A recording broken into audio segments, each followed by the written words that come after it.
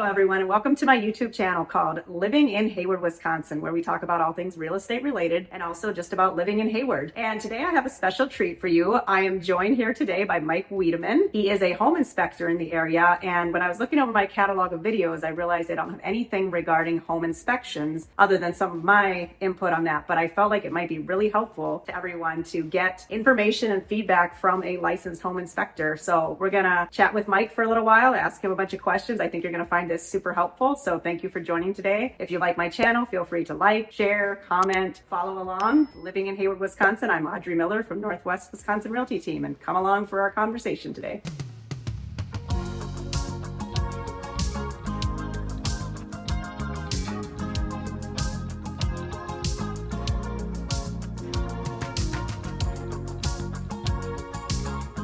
Well, Mike, welcome to my YouTube channel. Thank you for agreeing to join. For having me. Yeah, you're welcome. And I realized I made a mistake in the introduction on Mike's last name. So you go ahead and introduce yourself. Tell us a little bit about you, how long you've been an inspector, and the correct pronunciation of your last name. So I'm Mike Wiedemann from Northwoods Property Inspections. Been an inspector for a little over 8 years, and the majority of that has been in northern Wisconsin. Okay.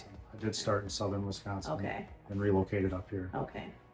We serve obviously the Hayward area, Right. but we also serve Minocqua, Eagle River, Einong, Ashland, Bayfield, Stone Lake, Stone Lake, Spooner. Spooner's kind of on the Far. fringe. Okay. So we're based out of Park Falls, Okay. and we go the 2-hour service Okay. area From Park Falls. from Park Falls. And I cover an area about 45 minutes in any direction from Hayward. So most of the properties that I Yep. sell overlap with your 2-hour Yes. Yeah. Yeah, I've been in Spooner, Shell Lake, Trigo. Trigo, Minot, But that's on the edge. Gordon. Yeah. Yeah.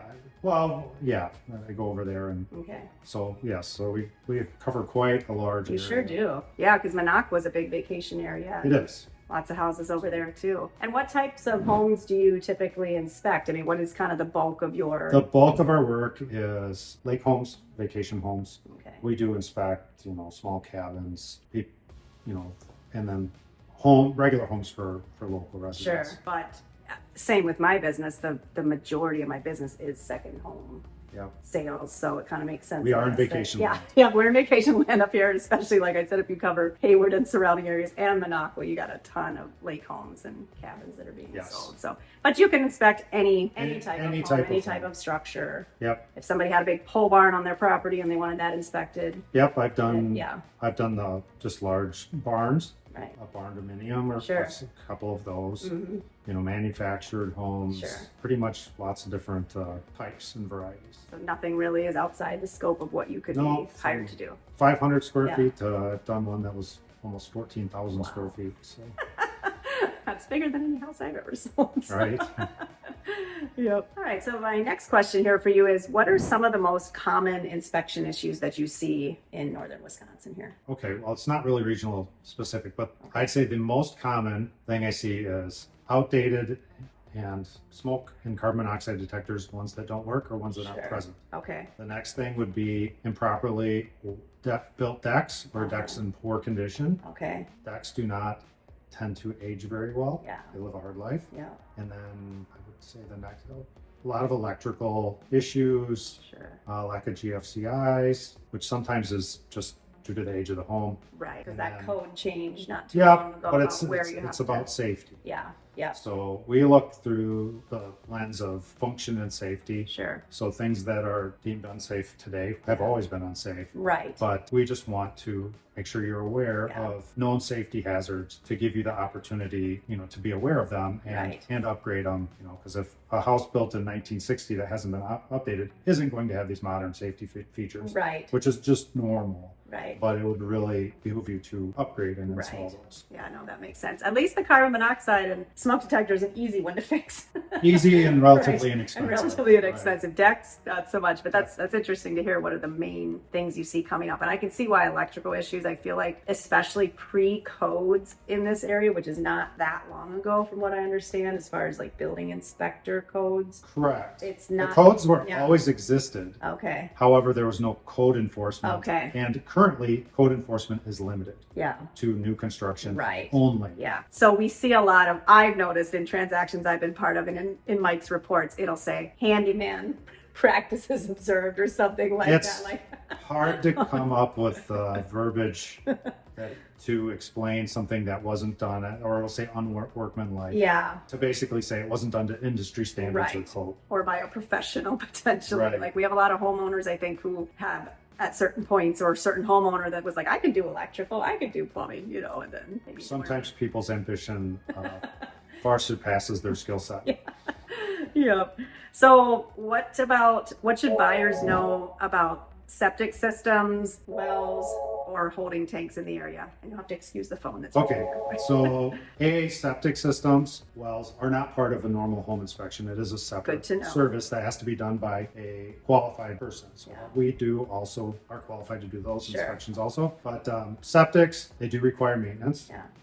In Wisconsin, every county in Wisconsin, not just northern Wisconsin, it's a pumping frequency of every 3 years for a Okay. conventional system. If you have a holding tank, it's however, whenever it's full, it Yeah. needs to be pumped. Yeah. But they should look, was it compliant with code? These are things we pull permits, you know, is it functional? Those two, like everything else, they do wear with time. Sure. And you can have a functional septic system that is near the end of life, Sure. but it is still, you know, we look for ponding and that. But the use of, let's say we had a little old lady living in a house Right. for the last 40 years, and then a family of 6 moves in. Right. Well, that septic system is going to Yeah. experience significant loading differences Right. and may go from working just fine to failing. Sure. Drain field in particular, right? Correct. And that- yeah. correct. If the kind of the ground is too saturated. Right, or it was just, it never was challenged. Yeah. And now all of a sudden it goes Right. from someone using 20, 30 gallons of water a day to 300 gallons of water Yeah. a day. That's a significant shock. Right. So, And then as far as wells, the primary wells we see in our area are the drilled wells with the casing. So let's just focus on those. How often do you not water test? Because you also offer water tests. That's part of the services that are offered. Are they just packaged in with the well and septic inspection? so to do in the water? Wisconsin, when we do a well property transfer, Yeah. so it would be a real estate transaction inspection, we are required to do Okay. a water test. Okay. And it has to be the same person who performs the inspection. So the minimum water testing is coliform bacteria, Okay. E. coli, arsenic, and nitrates. Yeah. Yeah. And that's what most people end up doing unless they want to add other things on. They can. They can. It has to be wrote in your In the offer. offer, yeah. And certain lending products do require more Yes. water testing, and you need to be aware of that when you order the inspection. Right. So if you have a VA or FHA Good loan, point. Yeah. typically they do require lead Yeah. and nitrites. Okay. But not always, but I would expect that. So you need to know in advance, Sure. Which most people don't. Yeah. Right. Because we cannot do any, in Wisconsin, if it isn't wrote in the offer to purchase, we Right. can't do any inspections or testing. Yeah. So we require that. So we must know. And so this is something as a buyer to be talking to your agent about, or hopefully your agent is experienced to where they know that if you're getting a VA loan, for example, that you're going to need this extra water testing done and can include that. We actually use the addendum B to list out the water test information. So you'd want to be including that in addendum B. So, yeah, okay. Do you inspect for things like freeze damage, frost heaves, insulation issues, due to the harsh winters we have? Yep. So as part of the normal inspection, we are always looking for things from abnormal moisture. Sure. If the foundation were to, and this would include like footers for a deck. Sure. Is Yeah. it being affected by seasonal differences? Now, we can't inspect the footings, which are below grade, Right. but we can look for indications of movement. A lot of things will vary with the soil types Yeah. because it can, adversely affect how things move. Sure. Makes sense. And so, yes, we do inspect for things. We look for staining. A lot of times we don't see active problems with inspections is if you have wood like you have in your Right. office here, is you could have a stain from 20 years ago. Yeah. And I just check and see if it's dry. Right. If it's dry, it could be that you had a problem 20 years ago and it was Right. repaired. Yeah. It could be more current, but has Yeah. dried out because we're in a dry spell. Yeah. So I might mark there's dry stains observed. Yeah. And I will also look for any reason for that to have Right. occurred. In that general area, if you can see Yep. what might have been causing that. Yeah. So we're kind of on this subject. What are the signs of past water damage or poor drainage? Obviously, like stains on wood in like a finished basement or that kind of thing. What else do you see? Because that's a common thing that I see Yes. with my own eyes in homes. Yes. In lower levels in particular. So stains, Right. abnormal moisture, efflorescence on like masonry type surfaces, so Okay. concrete foundations, Yeah. stone, block, things like that. We do look for the drainage of the area around the property, Yeah. and absence or presence of gutters. Sure. Are the gutters clean? Mm-hmm. How is water managed? Water is the biggest factor that could make your house successful or fail. Right. Including lack of flashings Flashings around. is an extremely, I Yeah. didn't mention that earlier, but that is Yeah. probably one of the most common Yeah. things I see done. Either Wrong. they're absent Yeah.